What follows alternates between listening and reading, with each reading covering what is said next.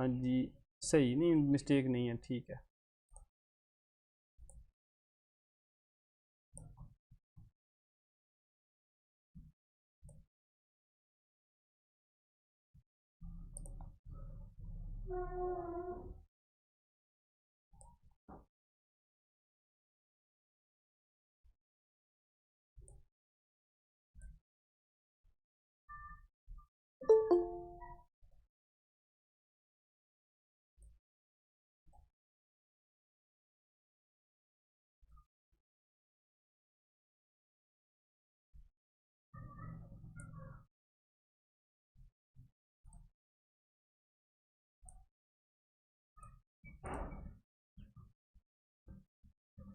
अच्छा ये बात, ये देखें ना, ये इसमें एक्सटेंड और ये एक्सटेंड यूज़ हो रहा है, ठीक है। एक्सटेंड का जो निशान होगा ना वो मतलब मेन जो आपकी ये है ना एंटिटी होती है, सॉरी यूज़ केस होता है, उस साइड पे जाता है।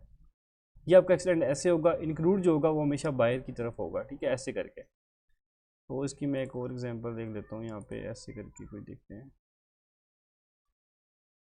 या प्लेस होल्डर की तरफ से देख लेते हैं।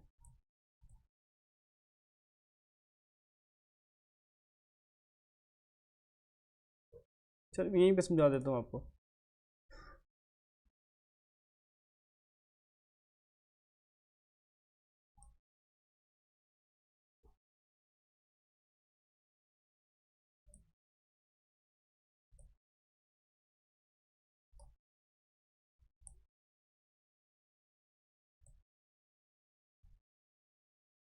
अब जैसे अब ये देखें, एक्सटेंड ये चीज़ है, यहाँ पे ये जो मेन है ना सेशन, ये आपकी मेन इंटिटी है, ठीक है। उस मेन इंटिटी का उसने क्या कर दिया, एक और इंक्लूड लगा के इंपोर्टेंट लगा दिया ट्रांजैक्शन के नाम से, ये चीज़ लगा दी है। और फिर उसी ट्रांजैक्शन का एक और बना के एक्सटेंड कर दिया। ये यहाँ पे थोड़ी सी मिस्टेक आ रही है, इधर ही रहते हैं जी। मैं आपको एक और फाइल दिखाता हूँ जिसमें एक्सटेंड भी यूज़ हुआ हो। चलो मैं यहीं पे कर लेते हैं जी, मैं आपको यहाँ से निकाल के दिखाता हूँ।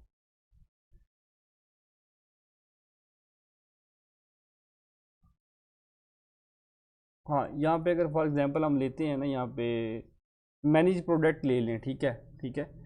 या फिर हम इसको ये चीज़ ले लें, व्यू प्रोडक्ट लिस्टिंग ले लें, ठीक है। यहाँ पे व्यू प्रोडक्ट हम लिस्टिंग लेते हैं फॉर एग्जांपल, तो मैं यहाँ पे सर्च के नाम से एक और चीज़ लगा देता हूँ, ठीक है। या फिल्टर के नाम से एक और चीज़ लगा देता हूँ, ठीक है। फिल्टर या फिर जो सर्च होगा ना, ठीक है, वो आपका एक्सटेंड में आएगा। क्योंकि वो जो है ना, वो आप अगर प्रोडक्ट लिस्टिंग करनी है तो वो सामने आपके सामने वैसे भी शो हो रही होती है। सर्च करना या फिल्टर लगाना ज़रूरी नहीं होता, ऑप्शनल होता है। आप यूज़ करना चाहो तो आपको फ़ायदा है, नहीं करोगे तो आपको कोई नुकसान नहीं है, आपको प्रोडक्ट जो लिस्टिंग है वो शो होती रहेगी। इसलिए जो सर्च करना, ठीक है, या फिर आपने जो है वो उसमें फ़िल्टर लगाना, ठीक है, वो जो है आपका एक्सटेंड में आएगा, ठीक है। और उसका जो एरो का निशान होगा वो आपका इस साइड पे होगा, मेन इसकी तरफ, ठीक है, ऐसे करके होगा।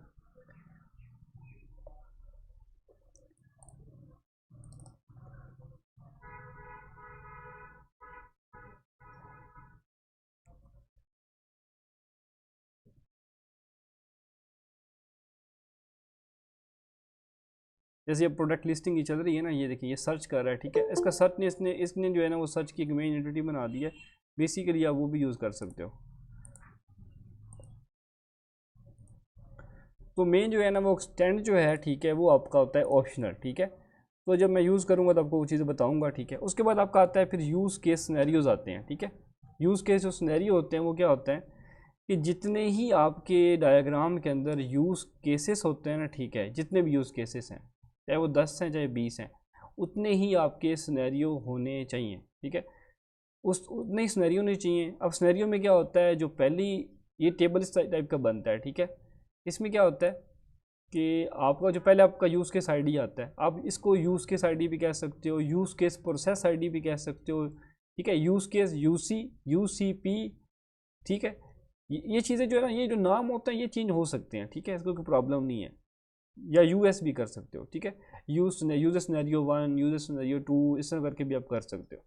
उसके बाद फिर आपका नेम आता है, ठीक है। फिर उसके बाद उसी यूज़ के सिनेरियो की आपकी डिस्क्रिप्शन आती है कि जब आप जो ये जो चीज़ है, ये जो प्रोफाइल जो है, अगर आपने रजिस्टर करना है तो क्या होता है, यहाँ पे बताओगे कि कौन कौन से ऐसे एक्टर्स हैं जो कि इसको इस यूज़ केस को परफॉर्म करेंगे। इसमें दो अब एक्टर आ रहे हैं, अलुमनी है और स्टूडेंट है। Can register by providing necessary details such as name, ID and contact information, ठीक है, ये इसकी डिस्क्रिप्शन बनेगी। उसके बाद आपका आता है प्राइमरी एक्टर्स, ठीक है, उसमें अलुमनी है, स्टूडेंट है, कि कौन कौन से ऐसे एक्टर्स हैं जो कि इसको यूज़ करेंगे।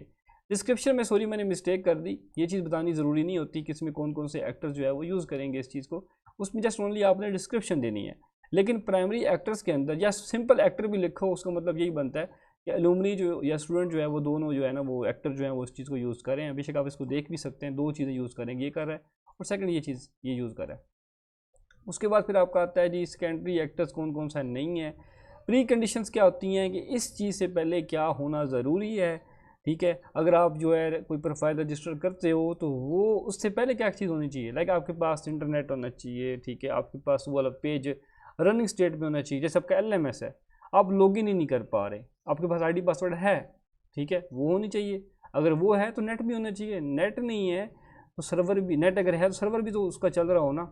ये चीज़ें होती हैं प्री कंडीशंस में आती हैं। एक तो आपको ID पासवर्ड पता होना चाहिए, उसके बाद नेट आपको प्रॉपर होना चाहिए, अगर नेट नहीं है तो आप उस सर्वर को एक्सेस नहीं कर पाते, और सेकंड सर्वर भी रनिंग स्टेट में होना चाहिए। ये आपकी प्री कंडीशंस में चीज़ें आती हैं, ठीक है।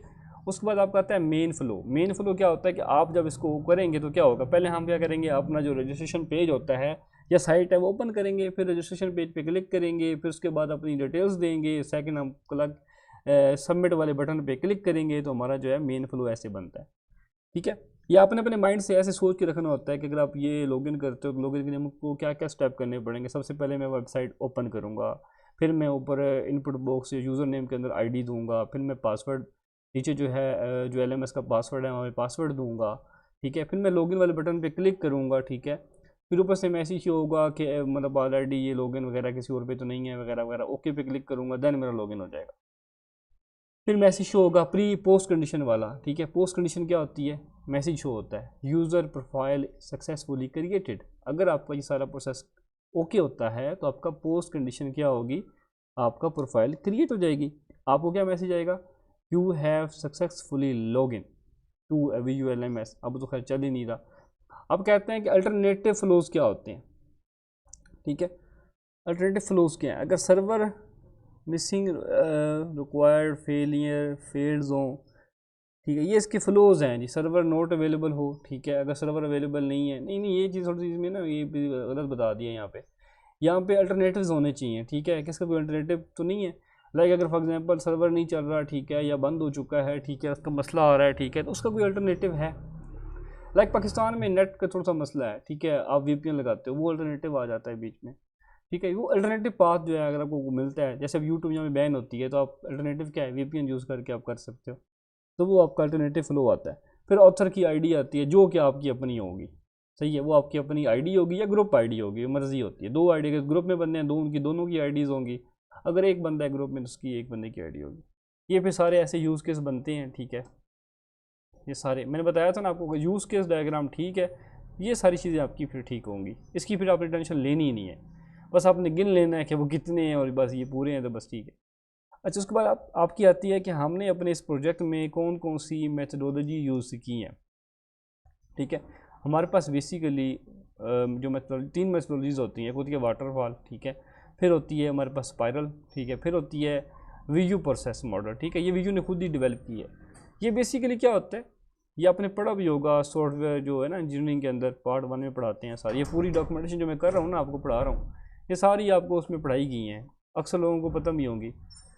तो खैर जी, वाटरफॉल मॉडल क्या होता है जी, ये होता है बेसिकली स्टेप बाय स्टेप काम होता है। पहले आप रिक्वायरमेंट गैदर करते हो, ठीक है, पहले आप क्या करते हो, जब आप कोई भी सॉफ्टवेयर डिज़ाइन कर रहे होते हो, ठीक है, या आपने कोई आपके पास बंदा आता है वो कहता है मुझे सॉफ्टवेयर बनवाना है, ठीक है, तो पहले क्या करोगे, आप उससे इन्फॉर्मेशन लेते रहोगे, ठीक है। तो आप बोलोगे कि भाई कि क्या क्या बनाना है, ठीक है, इसमें क्या करना है, ठीक है।